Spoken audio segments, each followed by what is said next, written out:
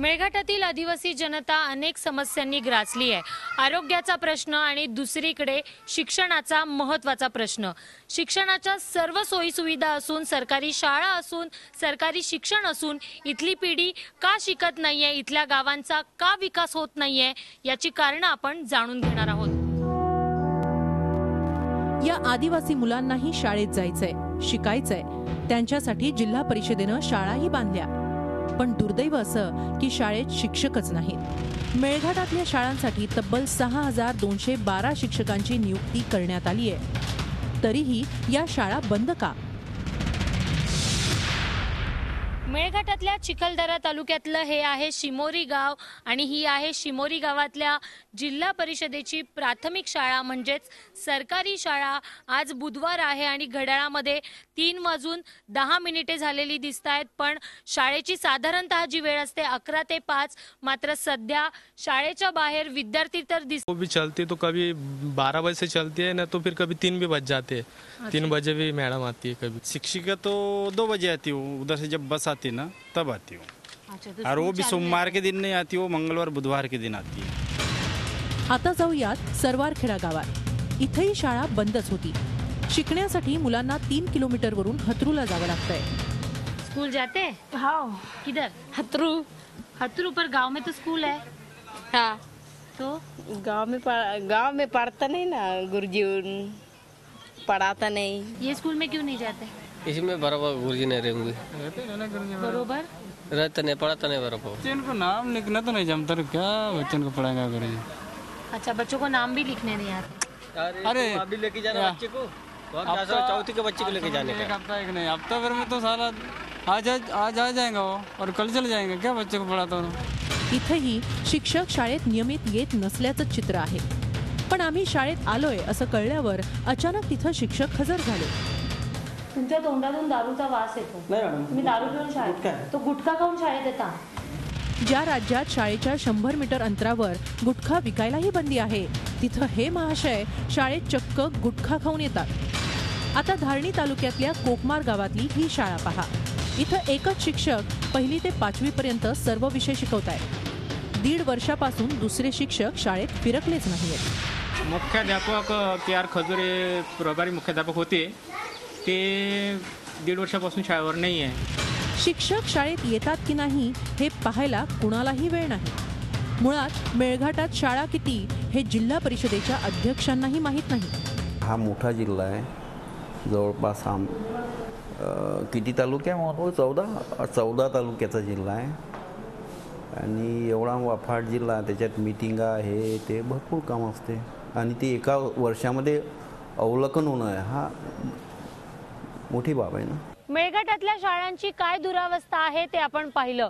आता मेळघाटात 10वी-12वी पर्यंतचं शिक्षण देणाऱ्या आश्रम शाळांची काय परिस्थिती आहे पाहूया।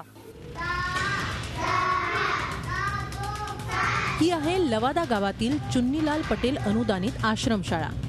453 विद्यार्थी या आश्रमशाळेत 10वी पर्यंतचं शिक्षण घेतात। प्रत्येक विद्यार्थ्यामागे 930 रुपये या हिशोबानं महिन्याला 4,21,290 रुपयांचा निधी आश्रमशाळेला मिळतो। पण तरीही शिक्षणासाठीच्या किमान सोयीही उपलब्ध नाहीत। मुलांना गणवेश नाही, साध्या वह्या देखील मिळत नाहीत। पढ़ने के लिए कुछ है? हाँ। किधर है? वही नहीं मिला। नहीं मिला? हाँ। कब से नहीं मिला? आया था जब नहीं मिला।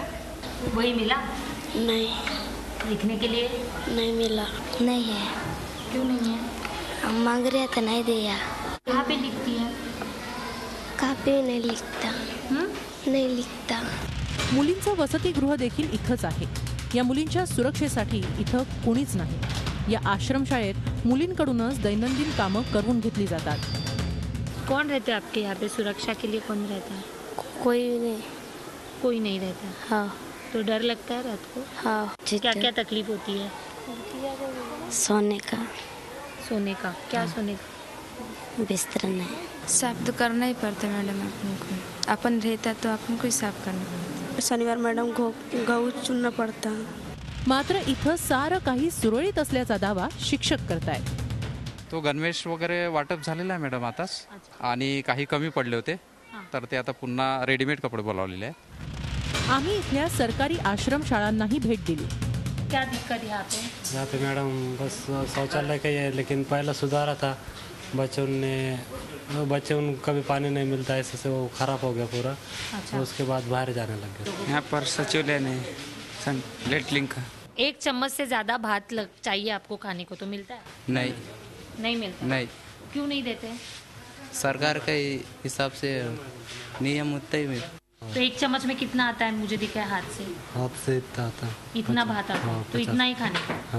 उससे ज्यादा भूख लगी तो नहीं. और 1 रोटी से ज्यादा नहीं मिलता. सरकारी आश्रमशाळा आहे जिथे सरकारकडून सर्व धान्य पुरवठा होतो, मात्र विद्यार्थ्यांना केवळ 1 पोळी आणि 1 चमचा भात मिळतो आणि कधीतरीच जेव्हा तो भात जास्त असतो तेव्हा मिळतो. आणि दुसऱ्या बाजूला जिथे स्वच्छ भारत अभियानाचा एवढा गाजावाजा सुरू आहे पूर्ण भारतामध्ये, मात्र इथे जिथे सरकारी आश्रमशाळा आहेत तिथे साधं शौचालय या विद्यार्थ्यांना मिळत नाही. आणि याच सोयीसुविधांवरून लक्षात येतं की कशा पद्धतीने आणि कोणत्या दर्जाचं शिक्षण या ठिकाणी दिलं जात असेल. कोणत्या प्रकारच्या समस्या या विद्यार्थिनींसमोर आहे ते जाणून घेणार आहोत. काय नाव आहे तुझं? मीनाक्षी श्रावण उईके. मॅडम हो, आम्हाला झोपण्यासाठी जागा नाही मॅडम, कम पडते मॅडम, जागा कमी पडते. हो. बाथरूममध्ये फारशी फुटलेली आहे ते पण नाही आहे आणि 3च संडास ओपन आहे, बाकीचं नाही. इकडे जेवायला मिळतं? हो मिळते सर. कसं आहे? हां चांगलं आहे. पोट भरून मिळतं? नाही नाही मिळत. नाही. काय काय मिळतं? वरण भात भाजी आणि पोळी. किती मिळतं वरण भात भाजी पोळी? चावल इतना ही मिलता. हाँ. इससे ज्यादा मिलता नहीं. मांगा तो फिर नहीं देता. बाकी दिन कच्चे रहता खाना. भाकरी कच्ची रहती. और एक चम्मच देता और सब्जी 1 चम्मच, चावल 1 चम्मच. भाजी भेंडी वगैरे लाए कि वो काटने को लगाता है. इथली मुलं काय शिकत असतील याचा अंदाज यावरून येतो. या विद्यार्थ्यांना काही साधे प्रश्न विचारले तेव्हा त्यांनी काय उत्तरं दिली ते पहा. रश्मि, भारत का प्रधानमंत्री कौन है पता है? मुझे पता है. राष्ट्रपति कौन है भारत के? नरेंद्र मोदी. नरेंद्र मोदी. स्वतंत्रता दिवस कब होता है अपना? अपना स्वतंत्रता दिवस, भारत का स्वतंत्रता दिवस कौन सी तारीख को होता है? नहीं पता. कितवीं में पढ़ते हैं आप? 10वीं में. क्रिकेट क्या होता है पता है? क्रिकेट नहीं. क्रिकेट पता है आपको क्या होता है? नहीं. अच्छा, कभी देखा है क्रिकेट क्या होता है? खेल होता है, रंग होता है, क्या होता है? रंग होता है. हाँ, रंग होता है क्रिकेट. ही मुलं आपल्यापासून किती दूर आहेत हे या उत्तरांवरूनच कळतं. ज्या मुलांना देश कधी आणि कसा स्वतंत्र झाला याची शिकवण आम्हाला 69 वर्षात देता आली नाही, तिथं स्वातंत्र्य दिन साजरा करण्यात काय अर्थ आहे. आणि ही परिस्थिती पाहिल्यावर महाराष्ट्र प्रगती करतोय असा दावा सरकार कोणत्या तोंडानं करू शकेल. Deepali Jagtap Patil, Zee media.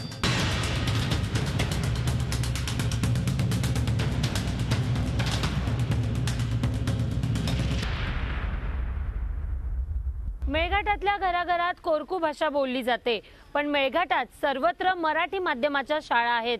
त्यामुळे इथे शिकवताना भाषेची अडचण ही इथल्या शिक्षक आणि विद्यार्थ्यांसमोरचा मुख्य प्रश्न आहे. मेळघाटात मोठी अडचण भासते ती भाषेची. आदिवासींची बोलीभाषा कोरकू आहे, तर त्यांना नाईलाजानं मराठी माध्यमाच्या शाळेत शिकावं लागतं. पुस्तकं मराठी, शिक्षकही मराठी. इथले शिक्षक मग कोरकूतून हिंदी भाषेत शिकवतात आणि हिंदीतून मराठी. विद्यार्थी 7वी 8वीत जाईपर्यंत त्यांचा वेळ मराठी भाषा शिकण्यातच जातो. घरामध्ये पासून ते हिंदी बोलत नाही ना भाषेची, आणि इथं पण ते आपसात मराठी बोलत नाही, आपसात हिंदीसुद्धा बोलत नाही. त्यांना आम्ही प्रयत्न करतो मराठीमध्ये कोरकू भाषेमध्ये बोलतात. मेळघाटातल्या 317 गावांमध्ये सगळीकडे मराठी माध्यमाच्या शाळा आहेत. आश्रमशाळेतही मराठी भाषा. मराठी भाषेत बोलणं आणि लिहिणं शिकवताना शिक्षकांना अडचणी येतात.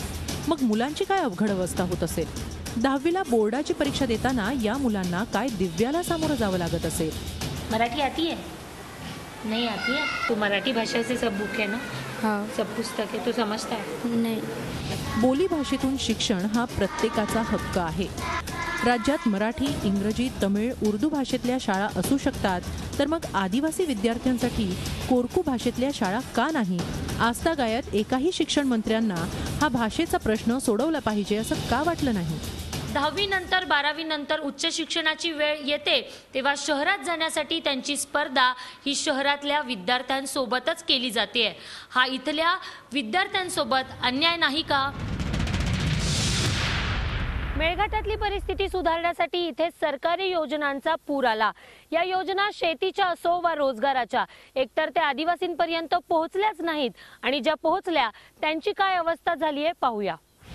सिपना आणि तापी नदीचं वरदान लाभलेल्या मेळघाटाला तसा पाण्याचा तुटवडा नाही, पण नदीतून पाणी आणण्यासाठी मैलोन मैल चालावं लागतं. हा त्रास वाचवण्यासाठी गावागावात 30 ते 50 हजार लिटरच्या पाण्याच्या टाक्या उभ्या राहिल्या. त्यासाठी कोट्यवधी रुपये खर्च झाले, मात्र आदिवासींना पाणी काही मिळालं नाही. पानी है गांव में? नहीं ना, बरसात गिरती तो पानी मिलता ही नहीं, हम वही पानी वापरते. अच्छा, कौन सा पानी? ये अच्छा, वो हापसी बिगड़ गई ना. हापसी भी बिगड़ गई. हाँ. और पानी का टंकी तो है गांव में, तो टंकी के पानी तो हमको मिल ही नहीं रहा है. बहुत दिक्कत होता है पानी का. नाले का पानी पीना पड़ता है, नदी नक्के जाना पड़ता है पानी पीने के लिए. पानी कभी आता कभी नहीं आता. कितना बार आता है साल में? साल में तो बहुत ही हमको संचय है पानी का. कभी 1 महीना पानी पी ले, कभी 2 महीना पानी पी ले, नहीं तो वैसे ही चले जाता. 30,000 लीटर है ना. हाँ. फिर भी वो पानी का टाका है ना भर नहीं रहा है. उत्काम केली, पण वर्ष उलटलं तरी सरकारकडून त्यांना मजुरी मिळालेली नाही. जो काम करा ना वो पैसे ना मिले ही नहीं अभी तक. कितना टाइम हुआ? अरे 1 साल से अभी खाता पुस्तक उनके पास में ही है. दगड़ी बांध का काम था. हाँ. तो वो पैसे 2 साल से पैसे नहीं मिला. अच्छा, 2 साल हो गया. हाँ 2 साल हो. खाते ही नहीं है, खाते गम गया बोलतो. मेळघाटातल्या अनेक गावांमध्ये आजही वीज नाही. काही गावांमध्ये सरकारनं सौर ऊर्जेचा पर्याय शोधला, पण सध्या हे सोलर बंद पडलेत. सब हमको बिजली होना, सड़क सुधारने को होना, खाना बनाने का टाइम में उजाला नहीं रहता, कुछ गिर जाएगा खाना में.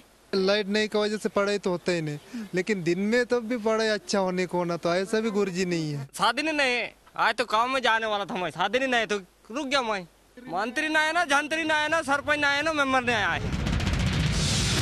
एकीकडे आपण देशाचा 69वा स्वतंत्रता दिवस साजरा करतोय, पण इकडे मेळघाटात मात्र आजही वीज, रस्ते आणि पाणी अशा जगण्याच्या किमान सुविधाही सरकार पोहोचवू शकलेलं नाही. त्यामुळे आजच्या आधुनिक युगात डिजिटल इंडियाचं स्वप्न पाहणारं सरकार अंधारात असलेल्या या गावांना प्रकाशात कधी आणणार? सरकारी योजनांची माहिती गावागावात पोहोचवण्यासाठी सरकारकडून कम्युनिटी रेडिओचा प्रस्ताव आला. त्यासाठी 25 लाख रुपये मंजूर होऊनही आजही मेळघाटात रेडिओ सुरू होऊ शकलेला नाही.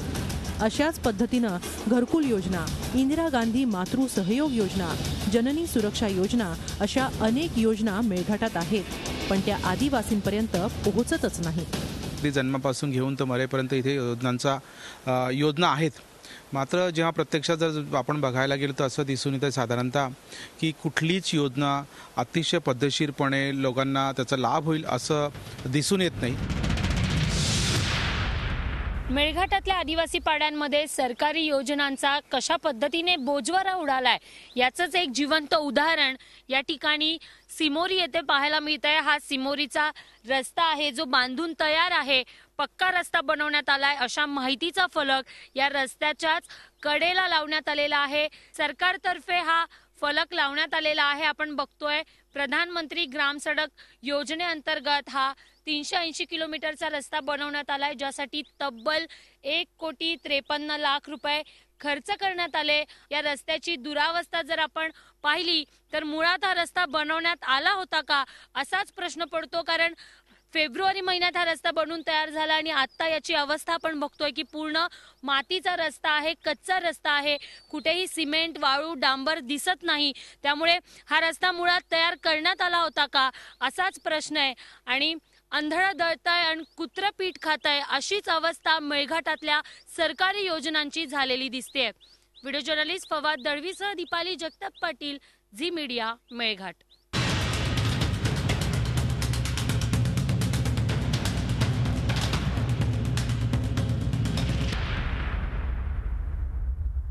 मेळघाटाच्या जंगलात अत्यंत कठीण परिस्थितीत मैत्री ही स्वयंसेवी संस्था गेल्या 18 वर्षांपासून काम करते. दरवर्षी पावसाळ्यात मैत्री मार्फत धडक मोहीम राबवण्यात येते. ज्यात तरुण वर्ग मोठ्या उत्साहाने सहभागी होतो. मेळघाटातल्या आदिवासींचं हलाखीचं जीणं आम्ही तुम्हाला दाखवलं. जिथं सरकार अजून पोहोचलेलं नाही अशा दुर्गम भागात आदिवासी जनतेसाठी आशेचा किरण ठरतायत त्या सामाजिक संस्था. मैत्री ही अशीच एक स्वयंसेवी संस्था. 1997 पासून पुण्याची मैत्री ही संस्था आदिवासींसाठी झटतेय. इथला आरोग्याचा गंभीर प्रश्न सोडवण्यासाठी जन्माला आली मैत्रीची धडक मोहीम. जुलै ते सप्टेंबर महिन्यात होणाऱ्या या धडक मोहिमेत तरुण, वैद्यकीय विद्यार्थी आणि डॉक्टरांचा सहभाग असतो. या काळात घरोघरी जाऊन आदिवासींची आरोग्य तपासणी करणं, त्याचा फॉलोअप करणं आणि आजारानुसार त्यांना औषधं आणि तपासणीसाठी सल्ला देणं असा या धडक मोहिमेचा उद्देश. आगे वाले लोग को भी बहुत बताना पड़ेगा, इनको काउंसिल ज़्यादा करना पड़ेगा. इंस्टेड ऑफ ओपीडी हमें ज़्यादा काउंसलिंग, इनको ज़्यादा काउंसलिंग की ज़रूरत है. त्यांना राहण्याचं पद्धती व्यवस्थित नाही माहिती आहे, तर म्हणून हे सगळं आम्ही करायला आलो जेणेकरून काउन्सिलिंगनी यांना म्हणजे सगळ्या गोष्टी कळेल. 2004 पासून जी धडक मोहीम होती आमची इथं, तर ते चिखलातून यायचे इथं आणि एका घरात राहायचे. आणि तेव्हा धडक मोहीमची असं होती की स्वतः सगळे म्हणजे जे व्हॉलंटियर होते त्यांनी स्वतःच स्वयंपाक करायचे किंवा पाणी भरायचे आणि सगळे नदीवर जायचे. चिखलदरा तालुक्यात 2 ठिकाणी मैत्रीचा हा कॅम्प चालतो. चुनखडी आणि हिल्डा या गावात आदिवासी कुटुंबांच्या घरातच हे तरुण राहतात. वीज नसलेल्या ठिकाणी, जिथं मोबाईल, टीव्ही यासारखं काहीही नसतं. आदिवासींचं जनजीवन सुधारण्यासाठी त्यांचे प्रामाणिक प्रयत्न सुरू आहेत. पण सरकारी इच्छाशक्ती आणि सहकार्याशिवाय हे प्रयत्न अपुरे पडतात. इथं सरकारी योजना पोहोचायला पाहिजे. कारण का आत्ता ज्या गावात आपण आहोत इथलं प्राथमिक आरोग्य केंद्र हे 70 किलोमीटरवर आहे. आणि 70 किलोमीटर असल्यामुळं इथून कोणी तिथं डिलिव्हरी करायला किंवा असं कोणी जाऊ शकणार नाही. जिथे कुणीच पोहोचत नाही अशा ठिकाणी जाण्याचं मैत्रीनं ठरवलं. आदिवासींची आरोग्य, शिक्षण, सामाजिक अशा सर्व स्तरावर प्रगती व्हावी यासाठी मैत्रीचा लढा सुरू आहे.